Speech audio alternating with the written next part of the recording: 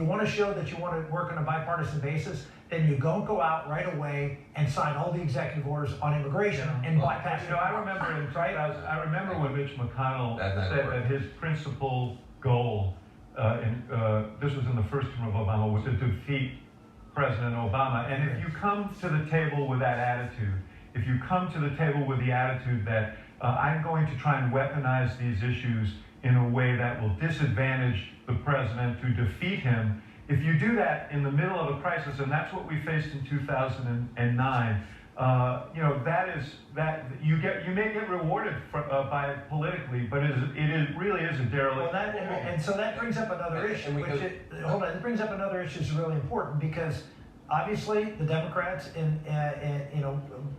weaponize the Russia investigation and all these investigations and Trump throughout the entire time, and then impeachments and things like that.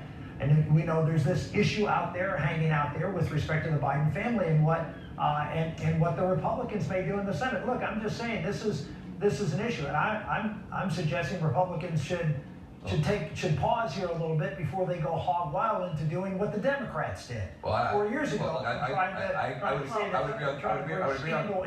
would agree on that. I will say that something has to be done to give relief to the immigrant community, and I hope that Biden does do something. But I think you've been trying to. Well, yeah, I think that it's interesting to hear you talk about executive orders now, saying, "Oh, I don't want Biden to do this," when this has been a president who's been governing by executive order. I said I disagree with and if Biden wants to undo some of the things that he believes Donald Trump has done that are wrong, then he'll do it by executive order. As Trump did to Obama. As he said, he's not a fan of executive order, but this is one way that you can get things done quickly. It's just the way things operate right now, and I fully expect that Joe Biden's going to do that the first week after he becomes president. Some of that may have to do with how far he goes. I agree with you.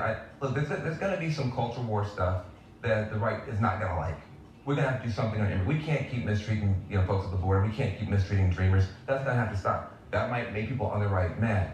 But Gloria, what I think is that he's going to have to do some of that, but then he's got to figure out some way to reach out. And that's what I'm saying. That's what I think. You're right, man. He is. You know, when I was in the White House and Biden was the vice president, he had the best ear of anyone there for working class white voters or Americans. We weren't talking about voters, and what the impact of various policies would be, how they would be received. He had an ear for that. He had an instinct for that. That will serve him well in the project that you're talking about, and that's one of the reasons why he will be a good person for this time. But you know, if they fail to act on those issues that you mentioned that are of immediate urgency, anyone who stands in the way of trying to help the American people right now in a really difficult time does so at their own political peril, I think. You know, one thing I think Biden won't do is try and inflame the situation.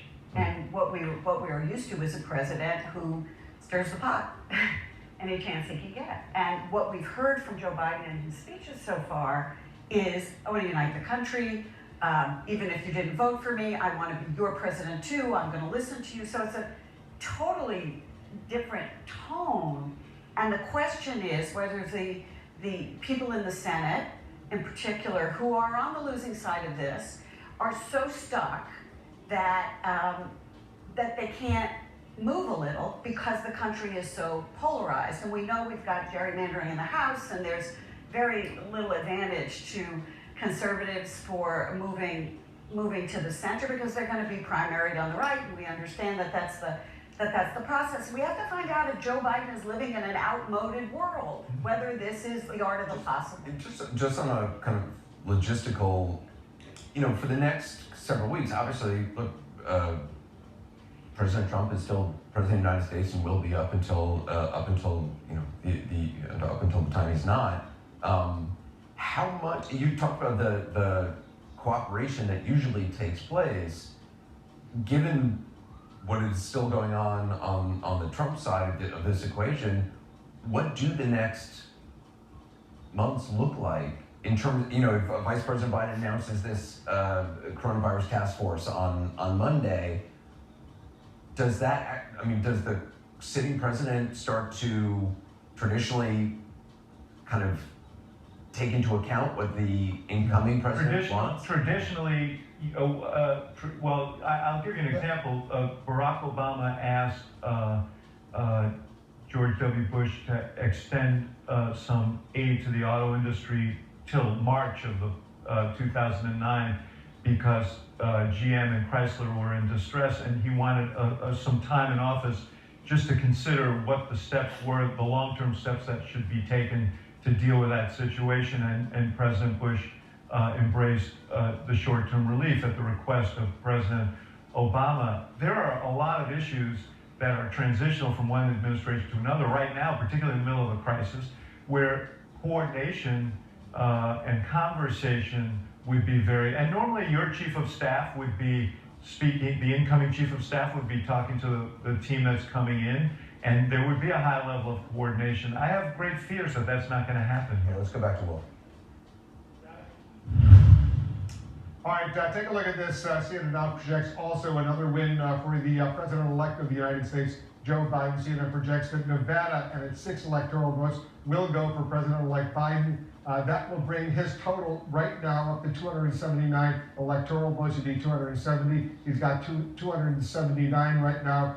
Trump still has 213. Let's go over to John King over at the Magic Wall and see what's going on right now. That number could go up and up and up. There's still 2 other states where the president-elect could get some electoral votes and build it up potentially to 306. It could, Wolf. And on this decisive day and a day of celebration for Joe Biden and for the Democratic Party, and of course for Vice President-elect Harris, this is a critical calculation. You know now you will take over. In 74 days, there will be an inauguration outside the United States Capitol, and Joe Biden will become the President of the United States because of those 20, Pennsylvania. But now we've just added Nevada, which gets you to 279. And now, in a divided America, after a very polarizing election,